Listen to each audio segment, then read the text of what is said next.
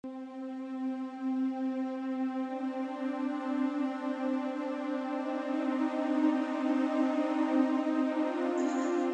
я хочу дать слово еще одному нашему гостю из Латвии, уважаемому Андрису Ругенсу. Андрис Ругенс – доктор философии, специалист по международному праву. И кроме того, он почетный консул Чеченской республики Ичкерия в Латвии. Пожалуйста, уважаемый Ругенс. Еще раз добрый день.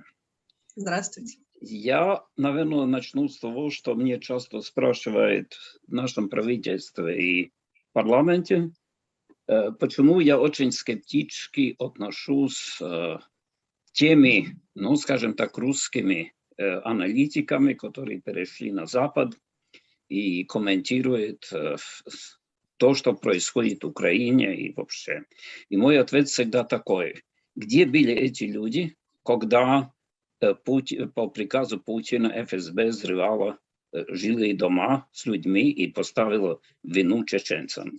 Где были эти люди, когда велась чеченская война, когда убили более 200 тысяч людей, гражданских людей в Чечне? Почему тогда они молчали и почему они вспомнили о том, что Путин такой и сякой, только тогда, когда им самим, так сказать, что-то не поладило с этим режимом? Я понимаю, что вы надеетесь, и мы все надеемся на то, что эта война, дай бог, будет последней. И с этим будет покончено, с тем монстром, который сидит в Кремле. Но мое, ну, скажем так, анализ к этому довольно скептический. И скажу почему. Я очень много времени потратил того, чтобы понимать ту идеологию, которой следует Путин, и те принципы, которых он пытается вести в жизнь. Этот человек погряз в оккультизм. Не зря он вместе с Шойгу ездил в Тыву к шаманам. И это не единственное.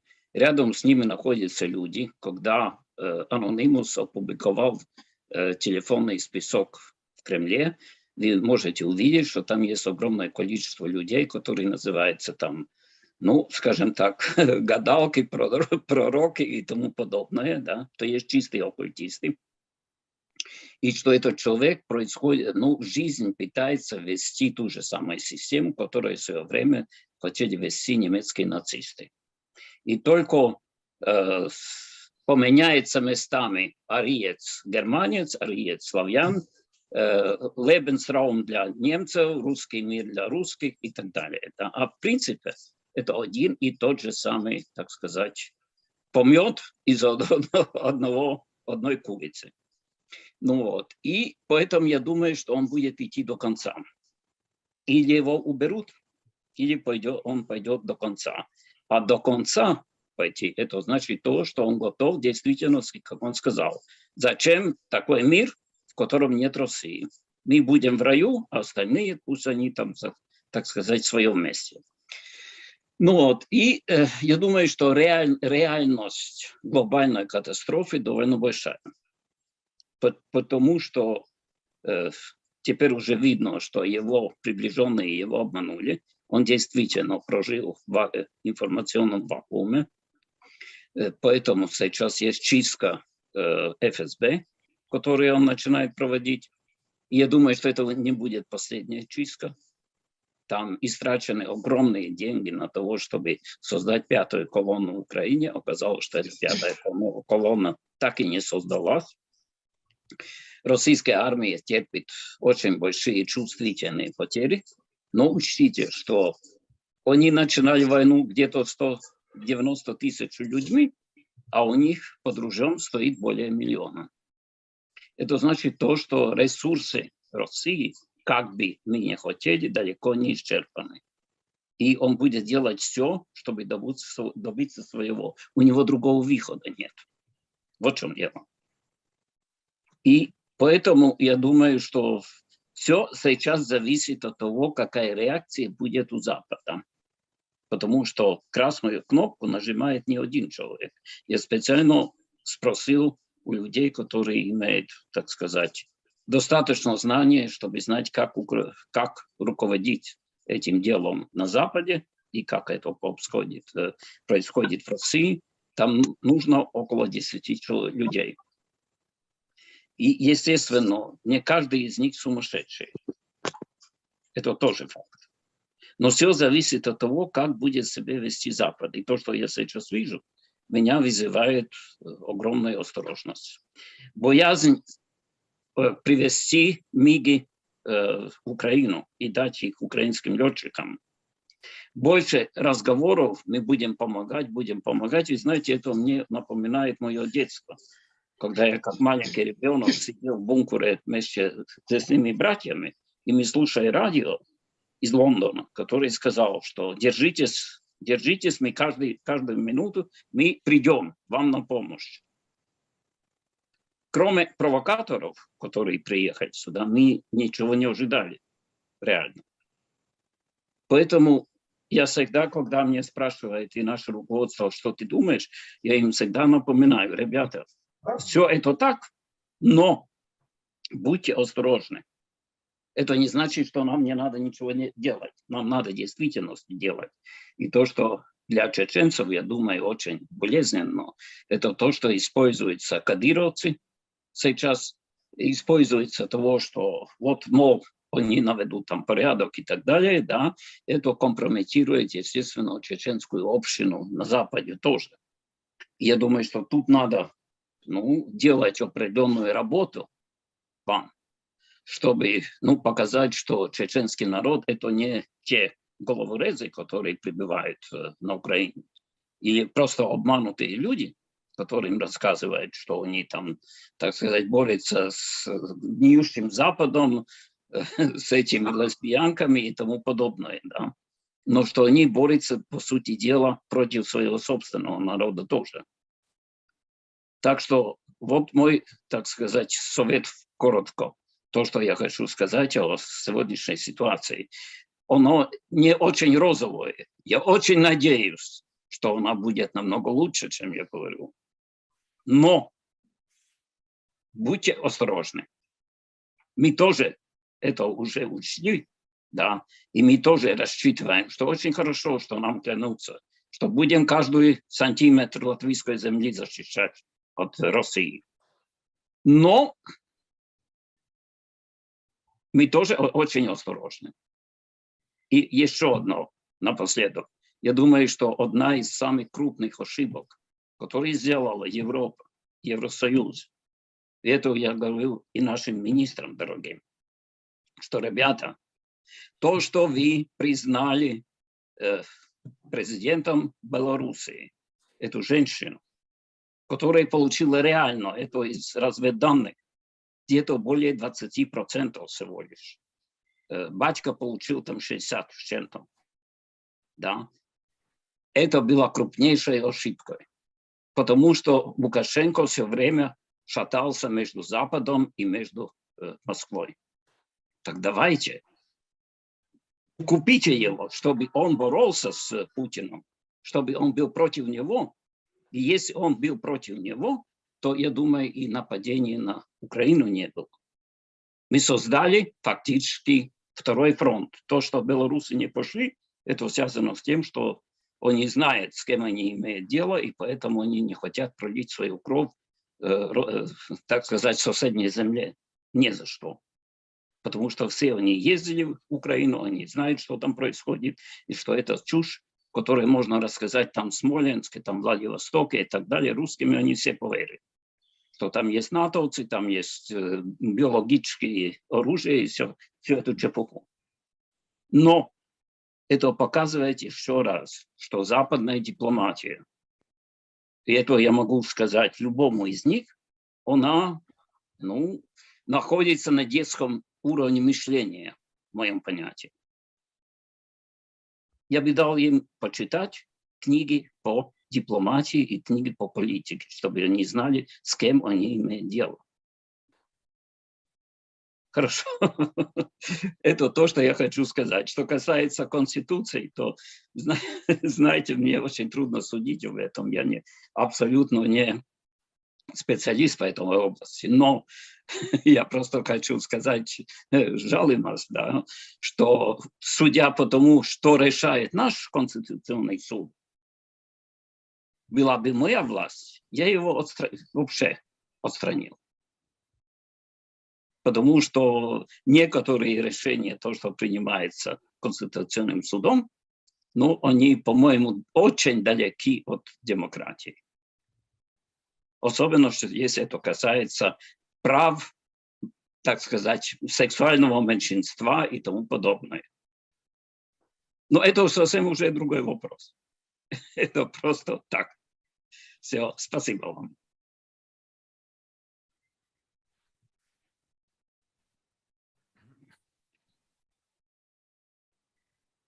Извините, у меня, оказывается, микрофон был отключен.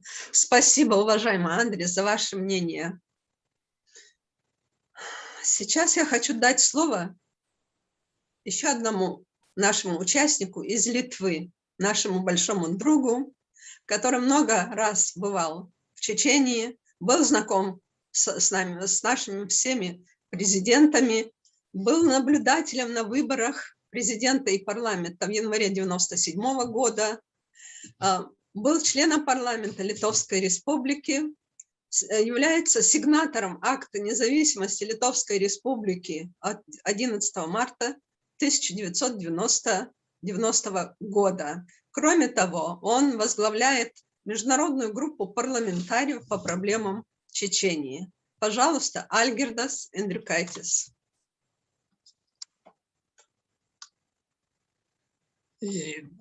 Добрый вечер всем участникам. Добрый вечер. Добрый вечер. Добрый вечер.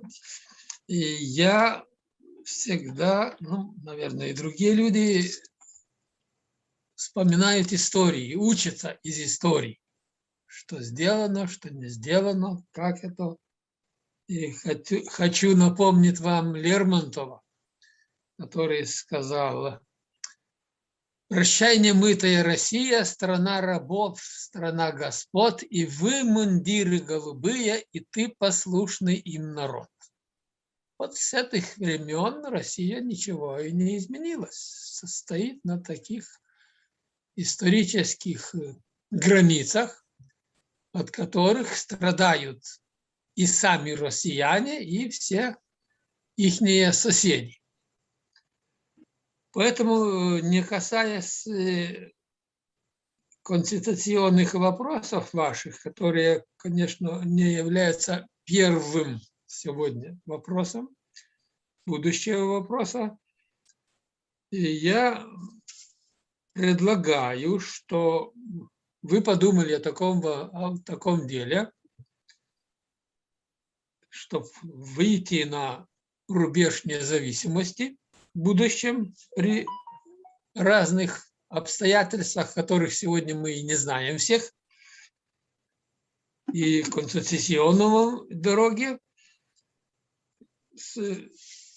сделать вам белую книгу. Белая книга, всем известное собрание фактов, документов, статистики, но определенного вопроса. В данном случае о вопросе государственности Чеченской Республики. Поэтому, поскольку российская сторона чеченцев представляет как, ну, Россия как выдает, ну, чеченцы террористы, ну и все, значит. Ну, скажите мне, пожалуйста, на террористов на Западе тоже есть люди. Против них танков, там, авиации, артиллерии не применяют. Вот. И поэтому для чеченцев надо создать такой документ, который в Белую книгу воспринимается как серьезный документ, не лично одного человека, не какой-то писателя, а общегосударственного. Если взять вот 6 медалей, которые, значит, Россия выделила, и в одной медали даже прямо написано «Покорение Чечни». Значит, вопрос был первый. вкратце история колонизации Чечении. Второй вопрос пошел. Геноцид, 1944 год, фактология, принципы. Вот. И потом две войны, которые сейчас прошли. До этого времени миру надо в этом деле показать, что ваша государственность была провозглашена. Вы выпускали почтовые марки. У вас было паспорта. У вас были деньги. Это надо, что весь мир основывался, что вы уже имели, что достигли. Об этом мало известно. Мало известно. В этой белой книге все описания были. Теперь фактология войны тоже сравнительно мало представляется там. Ну, были там международные организации. Основной момент, что у вас был референдум, выборы, и были международные наблюдатели, ОБСЕ и так далее. Но вот с русской стороны в мире не представляются такие материалы, как здесь есть карта чеченская и 100 партизанских отрядов с названиями их фамилий и дат и мест. Так, этот документ показывает, что это не был какой-то терроризм и контртеррористическая война. Это была настоящая война, преступная война, и оценка должна быть за войну, а не за какие там мелочи. Вот другие карты, которые вот есть, тоже показываются, где русские батальоны были, где воевали, сколько было, сколько делалось. Вот для мира надо этого показать, что была война, колонизационная война. И вот это все они происходили, самое печальное. Это есть документы. Есть документы, которые доказывают, что они проявили большую войну. Даже есть документы, которые они в Катаре, вот суд убийства, которые Россия делала, Яндарбиев и так далее. Вот такие документы надо собрать в одну книгу и все это разложить полностью. Есть документы международных организаций, есть документы Американского конгресса, ОБСЕ, Совета Европы, разных лидеров. Это юридические документы. В этой книге будут представлены, как вас убивали, унижали и вели себя не по международному праву.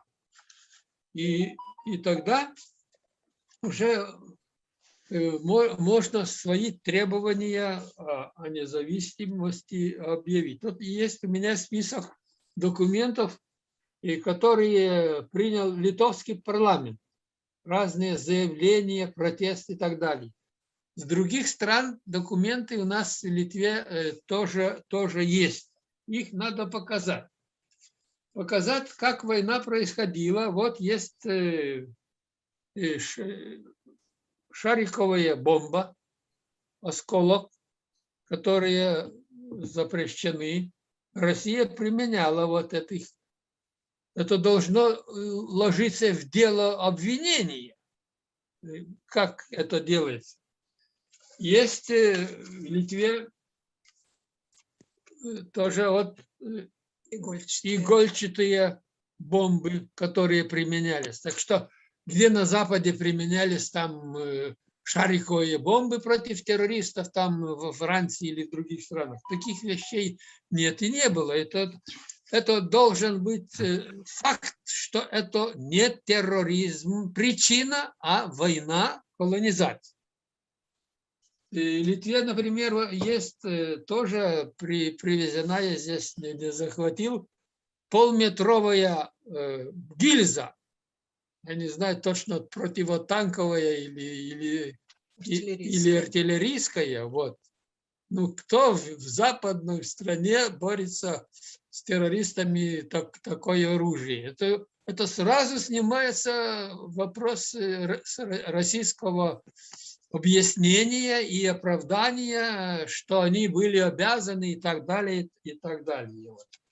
Поэтому, если у вас будет такое мнение, что все документы, еще есть, например, в Литве юридически оформленный через государственную экспертизу остатки захоронений в Самашках. Привезены, подтверждены, как там есть и это остатки сожженных людей, вещей. Вот. Ну, это сейчас даже в Чечении можно кое-что найти, ну, через знакомство, там какие-то гильзы или какие-то вещественные доказательства. И вот эта вся пачка, кроме этих текстов, представить всему миру. И одновременно, если это мы не знаем, как будет развиваться там и украинские, может одновременно или совместно как-то в двух частях вот, представлять, что делает сейчас в Украине, всем известно. Вот. Так как можно не поверить такие доказательства, такие факты, что было сделано в Чечении каком-то, если уже здесь открыто всему миру это делается.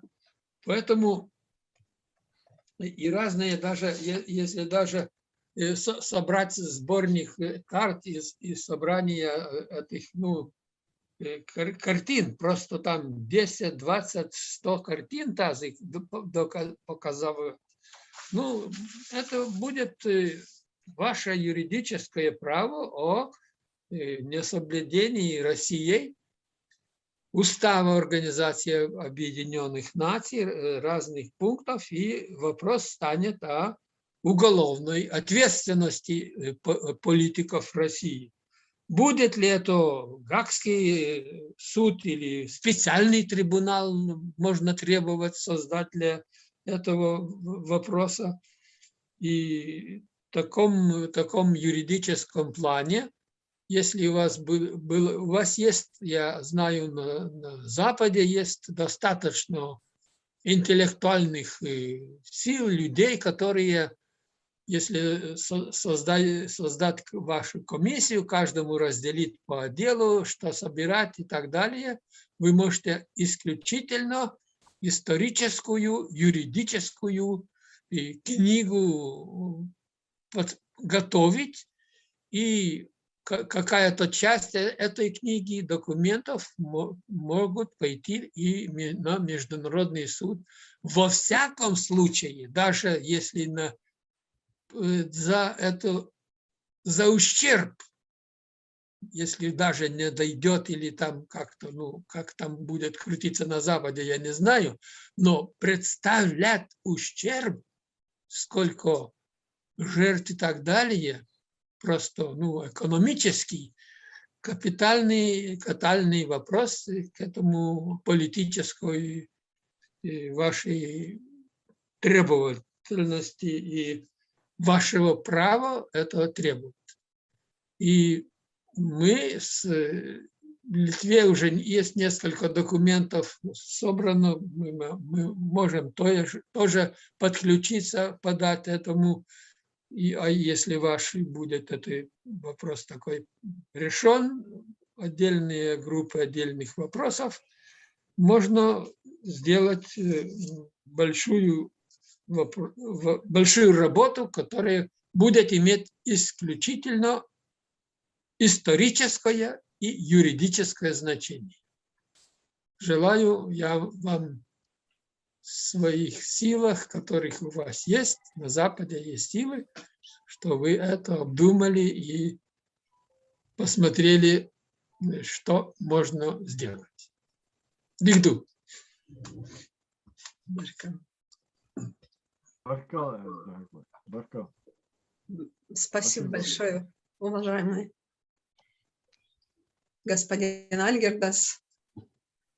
Об этой белой книге господин Альгердас мне уже полгода говорит, постоянно напоминает. Но мы как-то и раньше обсуждали этот вопрос. Это, пожалуй, очень необходимо сделать. В любом случае, те материалы, которые у него есть, надо их взять, и мы должны это сделать. Обязательно. Да. Обязательно. Есть и фактический материал. Кстати, я уже говорила о том, что да, именно господин Альгердас привозил из Чечении останки сожженных людей из Самашки. Эти останки еще находятся здесь, они не захоронены, они на охране находятся. Здесь делали экспертизу, кстати, по поводу, что это такое, человеческие ли это кости, и каким образом они были сожжены. Да, именно государственная инспекция, да, провела экспертизу. Подписями Есть документ и акт, да, подтверждающий, что это человеческие кости сожженные. Таким образом, теперь хотела бы предоставить слово нашим большим друзьям Инне и Андрею Курочкиным. Вы все знаете, что они представляют продюсерскую компанию NEPPRAG, информационную продюсерскую компанию NEPPRAG, и сделали очень много передач с представителями нашего правительства, с представителями чеченской общественности. Мы вам очень благодарны. И спасибо вам, что сегодня вы с нами. Вам слово. Здравствуйте всем. Здравствуйте. Я, во-первых, хочу сказать, что в Конституции Чеченской Республики сказано очень просто. Источником власти, источником права является народ. И как только народ обретет свободу, он и определится со своим выбором. Это к тому, что говорилось до этого по поводу различных аспектов Конституции. Сейчас идет война, российская война очередная, и мы находимся на очень узком, но определенном участке борьбы с Россией. Это информационная война, в которой мы участвуем. Поэтому я буду говорить очень узкую тему, но я думаю, что она важна. Я прошу просто обратить на это внимание. Мы все надеемся, да, что Россия прекратит свое существование как государство. Мы все надеемся, что этот режим закончится на этой войне после победы украинского народа. Но мы должны помнить, что в России всегда есть люди, которые думают наперед. И они готовят запасной аэродром. Здесь не надо никого убеждать из чеченцев, что Россия начала действовать против Чечни, да, против независимости Чеченской Республики Ичкерия с самого первого дня своего существования. Что именно первый президент России Ельцин начал войну против Ичкерии. И именно люди, окружающие Ельцина, стали источником той беды, которая произошла, и той войны. И вот здесь очень важно, не для чеченцев, конечно, потому что они все это знают, но для остальных. Вот на украинском информационном поле сейчас, во время войны, говорится: Путин, и все отсчитывается с 1999 года. На литовском, на латвийском, на эстонском, на чешском все отсчитывают с 1999 года. Это и есть тот запасной аэродром. Я не говорю, что сознательно это делается. Просто так сложилась информационная повестка в мире. Это и есть тот запасной аэродром, куда будет отступать часть российской элиты после того, когда свяжут этого безумного, как тут говорили, эзотерика или кто он там, неважно, или когда он сдохнет в своем бункере, неважно, что с ним произойдет, с ним конец, это ясно.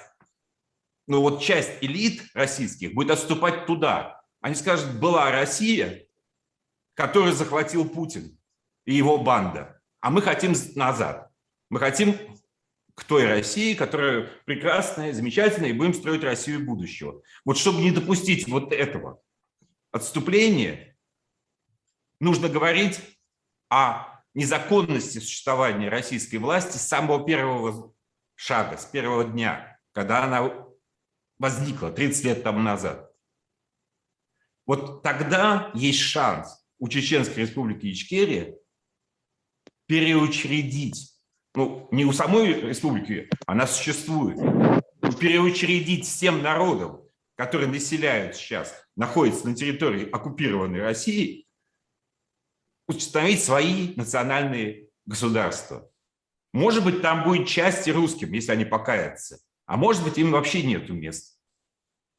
Это уже вопрос истории и будущего. Но сейчас очень важно не дать возможность отделять правовым образом и информационным в первую очередь, особенно здесь на Западе. Потому что с кем бы я ни говорил на Западе, все считают, что была некая свободная Россия, которую захватил Путин. Я еще раз повторяю, это не так. И вот об этом я прошу всех помнить. Никогда не начинать с 1999 года, никогда не начинать с войны Второй русско-чеченской. Нету никакой Второй русско-чеченской войны. Есть война русско-чеченская, у которой есть вторая фаза. Это очень важно для Запада. Я говорю это, потому что это мой участок войны. Спасибо. Я больше не буду отвлекать внимание. Спасибо большое. Если мне будет позволено, Спасибо. тоже 2 минуты буквально вашего внимания. Если сравнивать вот так метафорически, а не юридически, конечно, Конституцию с 30-летием, я всех поздравляю, граждан Ичкерии, потому что это очень радостный день, тогда был 30 лет назад, я могу себе представить. И можно себе представить это как вот у человека рождение ребенка, да, долгожданного и законного младенца. И если эту метафору продолжить, то я могу сказать, как я получила своего первого младенца на руки. Это была война, Тбилиси, нет света, нет воды, и первый младенец, ангел. И вдруг я слышу в этом темном коридоре: русские фашисты, будьте прокляты. А я же считаю себя грузинкой. И я так смотрю по сторонам, где фашисты? И выясняется, что я фашисты. Вы знаете, этот перелом в сознании и в сердце, и в душе, это дается, это как на уровне жизни и смерти. Это очень-очень тяжелое переосмысление, потому что ты думаешь, ну я-то не виноват, я же ни при чем, я же хорошая.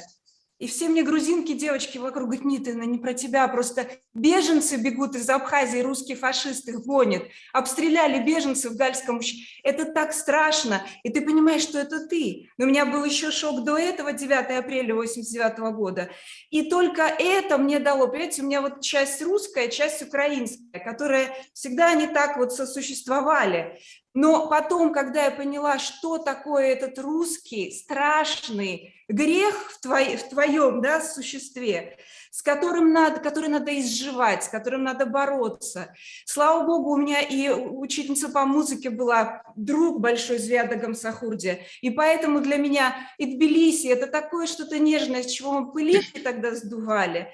И имя Звиада Гамсахурди – это вот все нежное и самое чистое, что связано и с Тбилиси того времени, и с Ичкерией, понимаете, это святые вещи для меня. И поэтому все последующие, с тех пор прошло 30 лет. И младенец первый у меня тоже, вот это 93-й год, когда война в Абхазии, эти все ужасы. И можете себе представить, мне сейчас 50, и я ни одного русского не встретила на своем пути, кому я могла бы объяснить эти чувства. Кому надо это, они должны это понять, но они не хотят. Я знаю, как это трудно пробить эту брешь. Я встречала журналистов, архитекторов, художников, олигархов, банкиров. Здесь Радио Свобода, здесь вот сколько сейчас приехало этих самых несогласных. Но они никто не хочет слышать. Меня обвиняют в том, что я расист, поскольку я поднимаю этот вопрос, что нужна денацификация, это нужна коллективная ответственность. Понимаете, русский народ должен покаяться за все. Он еще и за старое не покаялся, и тут же взялся с Грузии, с Ичкерии. И они это не хотят признавать.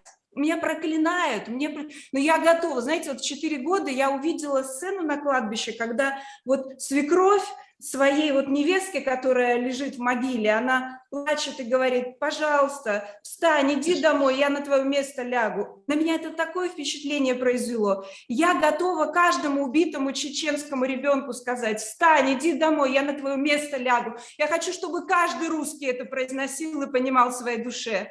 Они не хотят этого делать, но мы обязаны заставить их так думать, всех.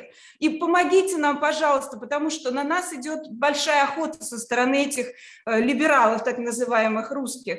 Они просто устроили нам охоту, мы им враги, потому что мы эту тему поднимаем. Но она необходима, эта тема. Если сейчас мы это тоже пропустим, они опять начнут все сначала, понимаете? Вот в чем дело. Они здесь уже устроили свои 5-й колонны на Западе. С этим надо видеть, и это надо этому всячески препятствовать. Спасибо вам большое. Еще раз поздравляю всех дорогих ичкерийцев с этим праздником, который, святой для всех. И, будем дальше продолжать бороться. И сегодня слава Украине. Героям слава. И свободу Ичкерии. Спасибо. Спасибо большое. Спасибо. Желаю вам дальнейшей творческой работы, успешной работы и здоровья, конечно. Не переживайте, либералы, они всегда были такими. Там единицы среди российских либералов, с которыми можно еще говорить. Вы это понимаете, но на Западе это не понимают. Не понимают, поэтому это очень важно сейчас сконцентрироваться на этом. Да. Теперь я хочу дать слово председателю правительства Чеченской Республики Ичкерия за рубежом Ахмеду Закаеву. У него очень интересная тема сегодня. Амина, Да, это был. Я еще раз хочу поблагодарить всех участников нашей конференции, всех гостей, выразить огромную благодарность за их позицию, за их понимание, правильное понимание происходящей сути и сегодня в Чечне, и в Украине, и что они очень четко прослеживают ту связь, что сегодняшняя трагедия украинского народа, начало этому было заложено в 1994 году, как правильно говорит Андрей, в 1994 году, когда пытаются отделить Путина от Ельцина, Ельцина называя демократом, а Путина человеком, который начал или развязал войну. Нет, это не так. Это Ельцин развязал и Первую войну, и Вторую войну.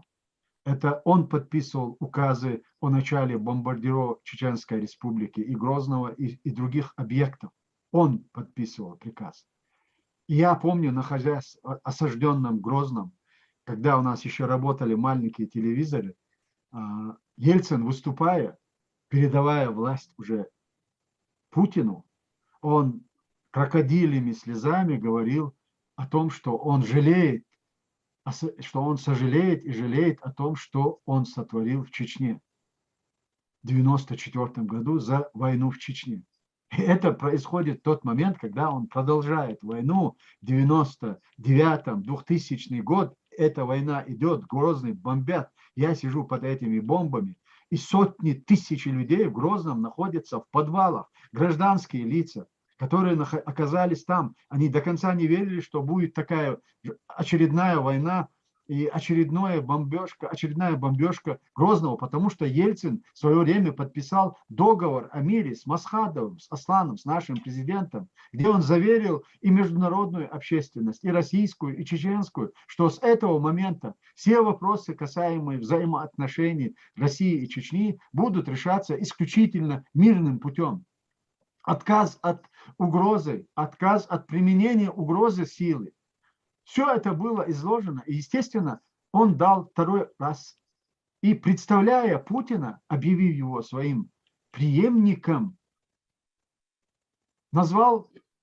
представляя его, назвал его окончательным решением чеченского вопроса. Вы вдумайте слова «окончательное решение чеченского вопроса». Уже в истории было такое, когда один человек пытался окончательно решить вопрос евреев. И тогда, после Нюрнбергского процесса, весь мир заверил человечество, что они больше такое никогда не допустят. А вот видя представителя, которому президент России, президент ядерной державы поручает окончательно решить чеченский вопрос, мир замолчал или начал аплодировать. Кто-то замолчал, а кто-то начал задаваться вопросами. Who is Mr. Putin? Но все было очевидно. Все знали. Все знали, who is Mr. Putin. Знали его бэкграунд, откуда он взялся и что ему поручается. Однако весь мир занял его сторону. Вы знаете, события, которые сегодня происходят в Украине, почему я остановился на вопросе вот этого вопроса нашей конференции, потому что я хотел, чтобы вы обратили внимание, не только наши участники конференции. Я хочу немного освежить нашу память из прошлого. Начало этому было заложено в 1994 году. Русский фашизм воспрял и полным ходом стал на путь агрессии и уничтожения в 1994 году. Мы уже один раз, чеченцы, казалось бы, сегодня любой человек, который говорит о ситуации в Украине, должен был начать с того, чтобы говорить о чеченской трагедии. Что это Всевышний сегодня нам всем дает знать, как можно смотреть на чужую трагедию, на трагедию, которую совершает малым народом, над малыми народом или малый народ, который переживает. Все тогда молчали, весь мир молчал. Сегодняшняя Украина в 1994 году, 5 декабря, подписав меморандум и заручившись гарантией от России, от Соединенных Штатов Америки и Великобритании о том, что им гарантирована территориальная целостность, они отказались от своей мощи. Это была третья держава в мире, ядерная держава. Они отказавшись, подписав этот меморандум, тут же, когда Ельцин начал войну в Чечне, официальный Киев занял позицию, что это внутреннее дело России. Соединенные Штаты заняли ту же позицию. Весь мир занял эту позицию. И сегодня, если говорить о том, что какую цену и какую лепту внес чеченский народ в борьбе с русским фашизмом, мы отдали огромную цену за это. Мы продолжаем платить бороться с ними и расплачиваться жизнями наших людей. И что мы наблюдаем сегодня очередной раз? История повторяется, дежавю не только лишь в бомбежке Киева или Харькова, параллели с Грозным или с Гудермесом или с Аргуном. Дежавю 1944 года. Вы понимаете, в 1944 году чеченцы находились на самой передовой войне с нацистами, с немецкими фашизмами. Брестская крепость. Брестскую крепость защищали чеченцы и ингуши. Немцы были под Москвой, а чеченцы и ингуши продолжали оборонять крепость, Брестскую крепость. Встреча на Эльбе с союзниками. Кто встретился? Висаитов, чеченец. Кто водрузил флаг над Рейхстагом? над фашистским Рейхстагом. Один из них был чеченец. И что в результате чеченцы получили? В результате чеченцы получили депортацию, полную, поголовную депортацию чеченского народа, которая обошлась чеченцам 50% человеческих жизней. И нас, людей, которые стояли на передовой борьбе с нацистами и с немецкими фашистами, зачислили в разряд способников нацистов. И вот этот ярлык над нами держался 60 лет, до 2004 года, пока Европейский парламент не принял резолюцию, вернее, намерение или проект резолюции о том, что это был геноцид чеченского народа. Я не случайно вспомнил 1944 год, Вторую мировую войну. Что мы сегодня наблюдаем? Да, сегодня началась Третья мировая война. Но она началась не 22 или 24. Она началась еще в 2008 году. И кто был на передовой с этим русским фашизмом, когда началась Вторая мировая? Чеченцы были на стороне Грузии и воевали за Грузию. Несмотря на то, что у них в Чечне продолжала война с этим же русским фашизмом. Однако Грузия, как страна, как государство, в последующем, даже получив от российской агрессии как отъем своих собственных территорий, и когда мы им предложили официальному Киеву подать в суд на Россию, используя свое право на основе резолюции Совета Европы, который был принят еще в 2001 году, о том, что любой член Совета Европы имеет право подать Россию в суд, Международный уголовный суд. Официальный Тбилиси во главе с Саакашвили, они отказались сделать это. И мы остались опять один на один. Они договорились и с Европейским Союзом, и с Соединенными Штатами Америки. Да, они потеряли территорию, но в остальном они договорились и заняли абсолютно античеченскую позицию в вопросах независимости чеченцев и чеченского народа, и чеченского государства. За этим последовало событие в Украине. Что произошло? Отъем территории, начало провокационных и военных действий на оставшейся части в востоке Украины.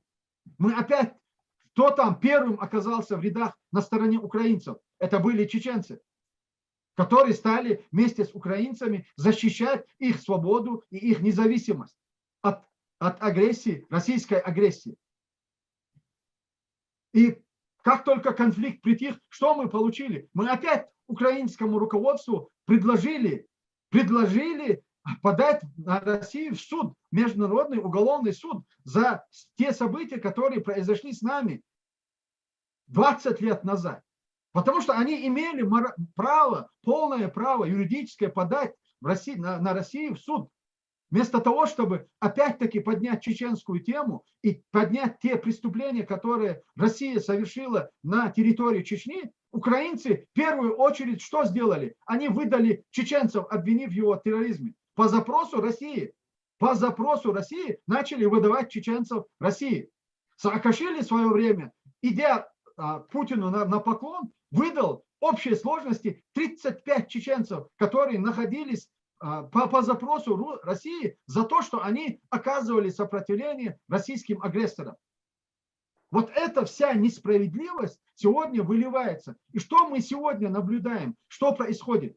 Сегодня наравне с фашистами русскими, несмотря на то, что чеченцы все эти 8 лет находились на стороне украинцев и защищали украинцев от российских агрессоров, сегодня мы наблюдаем, одно слово произносит Кадыров, а дальше 4 раза говорят чеченцы.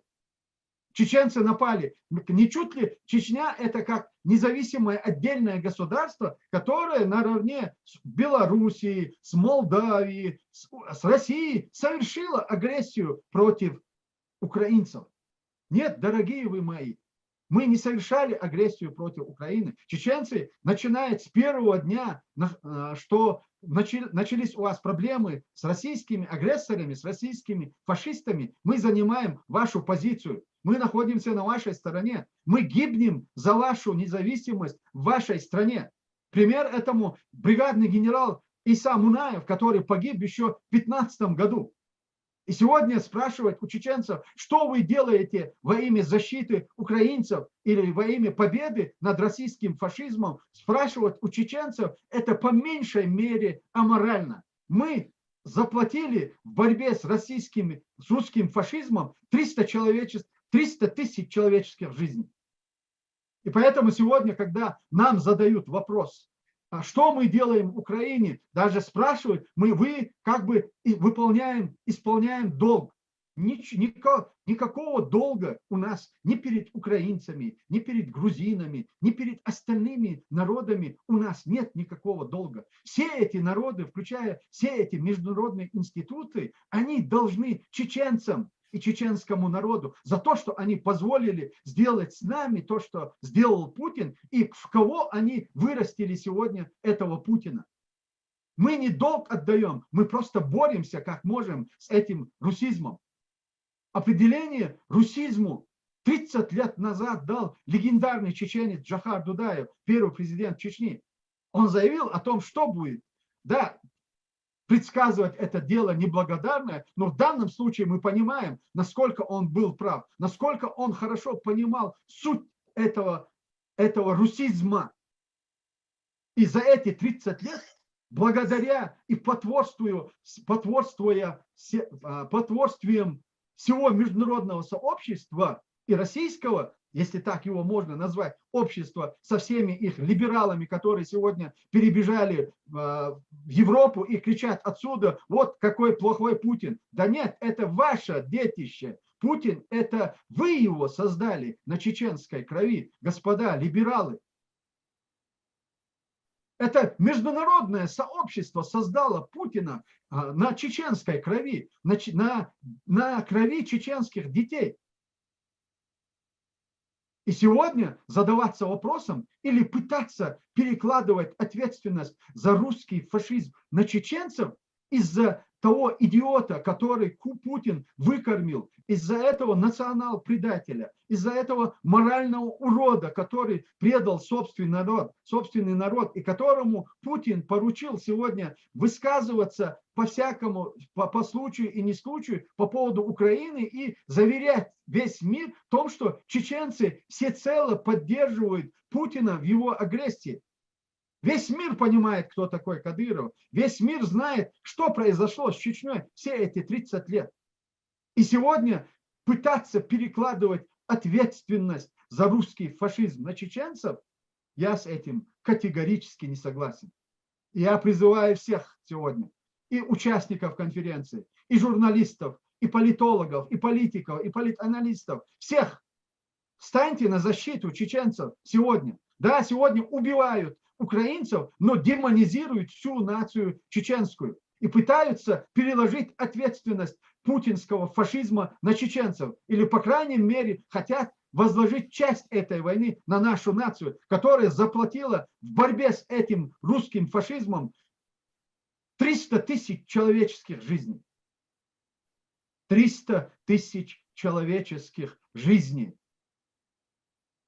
Поэтому я сегодня обращаюсь ко всем людям доброй воли. Что мы сегодня делаем? Что, да, мы сегодня наравне с украинцами с оружием в руках воюем против российских агрессоров.